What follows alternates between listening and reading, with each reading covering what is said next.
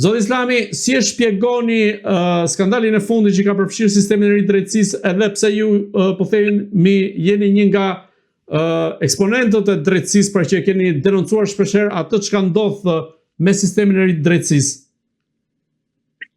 Ne dim majnë e icebergut.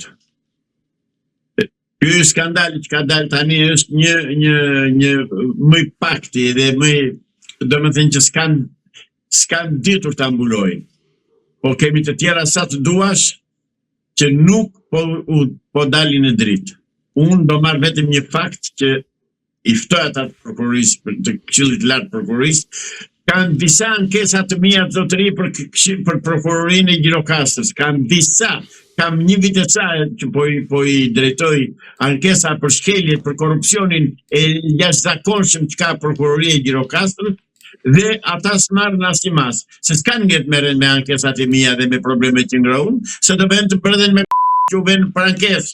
Ka që thjesht është. Zotëri, është shumë i rëndë problemi, nuk është vetëm me një rast që doli tani në media. Është shumë herë më i rëndë. Është ajo ajo politik, ajo strategji që ndjek i korruptuari dhe krye hajduti dhe krye gangsteri që qeveris fatkeqësisht akoma Shqipërinë, Edi Rama. Pra, është gjëja më e vogël kjo që ka dalë zotëri.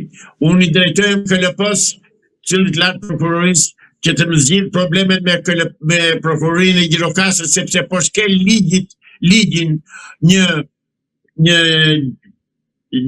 prokurore Aulona quhet, Aulona, se s'po mbien në tani në këtë sekond mbi emri saja, që i mban çështjet nga 2 vjet, nga 3 vjet dhe nuk i çon në gjykatë, megjithse kanë dhe vendim të gjykatës së apelit, në të cilën thuhet të shikohet, të vazhdojë hetimi dhe të dilet me mas konkrete në gjykatë dhe të ndiqet problemi. Me azalla Aulona nuk zgjidh me dorë. Aulona i lë gjërat që të vritet njerëzit me njëri tjetrin. Kjo është edhe prokurori i Gjirokastrës, po si vetëm Aulona, është dhe Kasmen Frëngu, po është dhe janë komplet trupa e prokurorisë të Gjirokastrës, është komplet e korruptuar. Të dalin para jush, në çdo media, në çdo konferencë, në çdo ballafaqim, ku të kenë qejf, të dalin ballafaqohen me mua me letra. Nuk dalën zotëri, do ta shohësh, do ta shikojnë emisionin tuaj dhe nuk do ndihet njëri fare, do bëjnë sikur se kanë dëgjuar. Kjo është prokuroria. Ky shteti, kjo është drejtësia e re, që u bë. Se drejtësia e re është rivendosur drejtësia e Enver Hoxhës e vitit 46-48, do të thënë drejtësia serbe e viteve 45-48 në Shqipëri. Nuk pyet më njeri, nuk duan të shikojnë edhe të bëjnë drejtësi, nuk i shohin dot me sy avokatët. Është ajo politikë që është ndjekur mbas vitit 66, kur u shkri Ministria e Drejtësisë në Shqipëri, shkriu Enver Hoxha, dhe e ktheu drejtësinë në drejtësi partijake, dhe kemi eksaktësisht drejtësi partijake. Pra, po deshi partia ka drejtësi, po nuk deshi partia nuk ka drejtësi. Dhe vemi pasaj që nëpërmjet kësaj drejtësie të korruptuar, shqiptarët po vrasin njëri tjetrin. Dhe themeli, truri i korrupsionit në Shqipëri është drejtësia. Dhe shtylla kryesore mbi të cilën mbështetet korrupsioni në Shqipëri është drejtësia, është Komiteti Qendror i Partisë Komuniste të Punës Socialiste Rilindjes Shqiptare. Sepse këtu nuk ka opozitë, sepse dhe opozita është pjesë e saj, është pjesë e këtij korrupsioni. Mos më hiqen mua ata sikur janë më të ndershëm. Janë një lloj. Zoti Islami, si mendoni, çfarë pret tashmë antarin e KLP-s i cili është përfshirë në këtë skandal?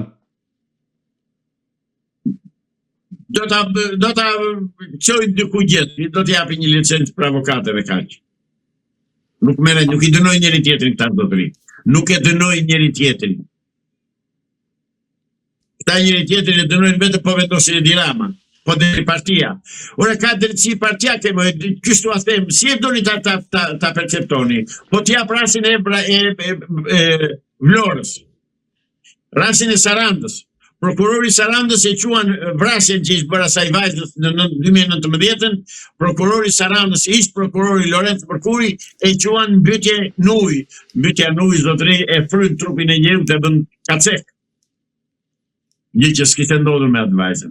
Marrim rastin tjetër me prokurorin e Vlorës, me Tërbaqin. Është vrarë djali Botës, është vrarë. Është vrarë, tamam është ekzekutuar, dhe kanë marrë, kanë edhur në anë të rrugës, gjashtë sikur ka bërë aksident me motor, dhe motori dhe i zoti kështu qift. Bën vaki, kur në kurës. Dhe prokurori Vlorës e ka quar çështjen, e kemi kundërshtuar neve ka ush me familjen, dhe prokurori Vlorës e ka apeluar çështjen në gjykatën e apelit, dhe presëm kur ti doj qefi gjykatës apelit, ta shqyrtojnë këtë çështjen dhe të fillojnë gjykimi, se të fillojnë hetime se është bërë një vrasje e mirë fillt, dhe ka ambuluar prokuroria e Vlorës. Pra prokuror nuk ka gjë tjetër, veçse që kam thënë një herë tjetër, janë shpata me të cilën Edi Rama e eliminon dhe ekzekuton ata që nuk i shkojnë pas shefit ti dhe pas politikës ti, ata që nuk e mbështesin në grabitet që i bën këtij populli. A mendoni se ky është një fenomen i përhapur në zyrat e shtetit shqiptar ku kërkohen favore të tilla intime për të zgjidhur punë? Absolut, zotëri, kjo është absolute. Ky është një sekret shoqëror që e dim të tërë. E harruat Arben Ahmetin që mori lagron edhe mori sekretaren? A harruat? Nëse nuk do ta kishte sekretare, ku do ta gjente ai atë? Edhe shumë të tjerë, shumë të tjerë. Ore këta e kanë në sistem, sepse me fillojnë që në 45 kur morën pushtetin. Zoti Islami, a tregon ky skandal në sistemin e drejtësisë dështimin e kësaj reforme, apo është vetëm një element periferik që nuk ndikon as pak sa i përket pjesës së sistemit të drejtësisë? Nuk është reformë drejtësi, nuk ka drejtësi në Shqipëri. Asnjë qytetar, më shikojni.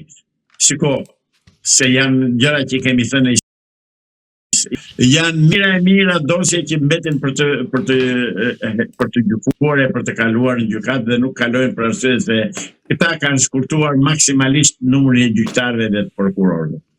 Dhe këta kanë bërë jo se s'ka vende me sa di unë në gjykatën e apelit bosh që këta nuk i plotësojnë për arsye se duan që të vendosin në çdo pikë njerëzit e tyre që të zbatojnë politikat e tyre. Por mos harroni një gjë zotëri, t'ua them shqiptarëve ta dinë mirë. Vrasja që u bën në gjykatën e apelit në Tiranë i tha të tëra se në situatë edhe në çdere gjendet drejtësia në Shqipëri. Ajo vrasje nuk je vrasje një prokurori.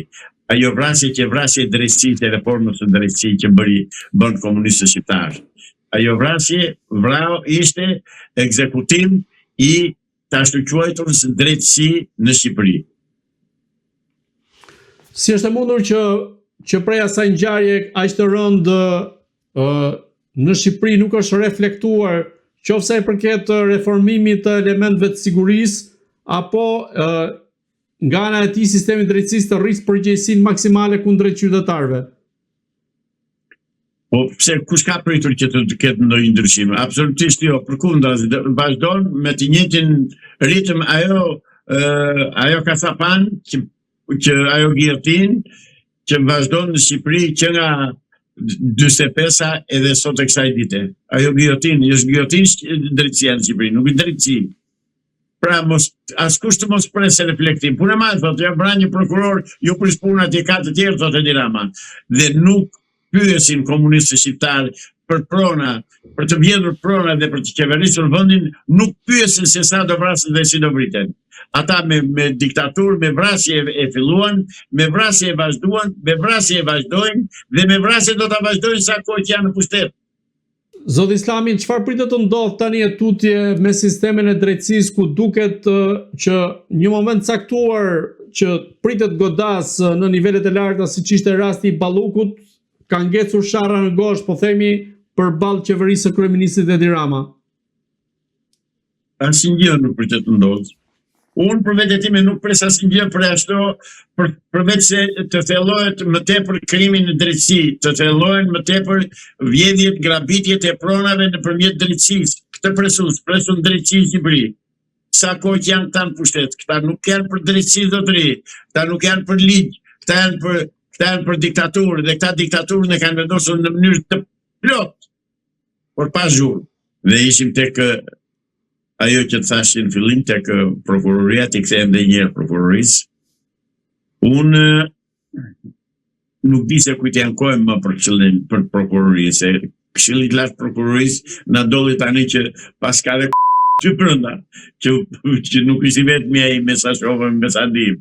Dhe këto që them unë, dhe këto që ndodhin me atë prokurorin e KLP-s, vërtetohen dhe shikohen ditë për ditë nga një fakt i pakontestueshëm. Në të gjitha administratët shtetërore nga qendra në bazë ka vetëm vajza të reja dhe nuse të reja dhe shumë të bukura.